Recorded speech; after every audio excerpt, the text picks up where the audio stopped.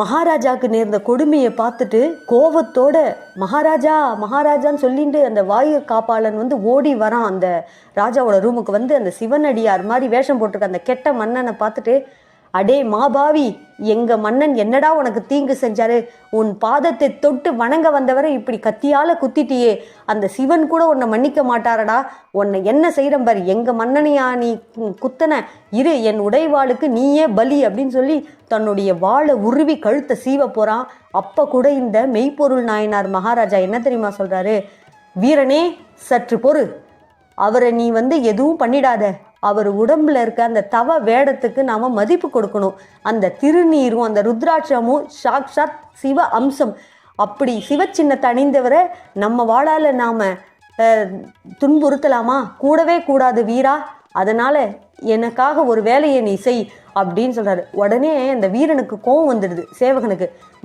மகாராஜா, உங்களை இந்த நிலைமைக்கு ஆளாக்கிட்டான், இவனுக்கு இப்பவும் கருணை காட்டுறீங்களே, இது என்ன மகாராஜா நியாயம்? தயவு செய்து இவனை நான் இப்பயே என் வாளுக்கு இரையாக்கிடுறேன் அப்படின்னு சொல்லி மறுபடியும் கோவப்படுறான். அப்போ ராஜா சொல்றார், வீரனே, இது என்னோட ஆணை, கேட்பியா கேட்க மாட்டியா? என்னோட கட்டளையே உடனே தலை வணங்கி ஏற்றுக்கொள். சொல்லுங்க மகாராஜா, நான் செய்கிறேன் அப்படின்னு சொல்லிட்டு அவன் அழறான். அப்படியே ராஜாவோட கடைசி நிமிஷத்துல இருக்கார். அவர் உயிர் இன்னும் சற்று நேரத்தில் பிரிய போகுதுன்றது அவன் கண் கூட பார்க்கறான். அதனால அழுதுண்டே, சொல்லுங்க ராஜா, நான் செய்கிறேன்னு சொல்றான். அப்போ என்ன சொல்கிறார் தெரியுமா? ராஜா அந்த நிலைமையில கூட இந்த கெட்டவனை பார்த்து கையெடுத்து வணங்குறார். இதோ பாருங்க, இது உங்களுக்கான வணக்கம் இல்லை, உங்கள் தோற்றத்திற்கும் அந்த சிவபெருமானின் சின்னத்துக்குமான என்னுடைய நமஸ்காரம் அப்படின்னு சொல்லி அவரை வணங்கிட்டு இந்த பக்தர்னு சொல்கிறார். இந்த சிவபக்தரை நேராக கொண்டு போய் நம்ம ஊர் எல்லையில் பத்திரமா விட்டுட்டு வா, இவருக்கு எந்த ஒரு தீங்கும் நேர்ந்து விடக்கூடாது, அதுதான் நீ கண்ணும் கருத்துமாக பார்த்து இவரை கூட்டிகிட்டு போகணுன்னு ஆர்டர் போடுறார் அந்த வாயில் காப்பாளன்கிட்ட.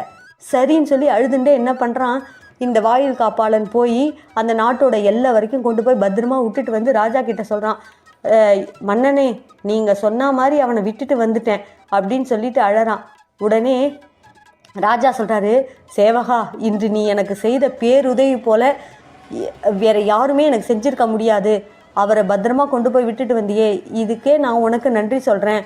இந்த ஊரையும் இந்த நாட்டையும் பத்திரமா பார்த்துக்கோ, இந்த ஊர் ஃபுல்லாக சிவ வழிபாடு என்றைக்கும் வளர்ந்துக்கிட்டே இருக்கணும், சிவனடியார்களை பத்திரமா பார்த்துக்கோ, இது என்னோட கடைசி ஆசைன்னு சொல்லி அவர் அப்படியே இறந்து போகிறார். அப்போது பார்வதி சமேதராக பரமசிவன் வந்து ரிஷப வாகனத்தில் காட்சி தந்து இந்த மெய்ப்பொருள் நாயனாரை அப்படியே தன்னோட கைகளால் சிவலோகத்துக்கே தூக்கின்னு போயிடுறாரு சிவபெருமான்.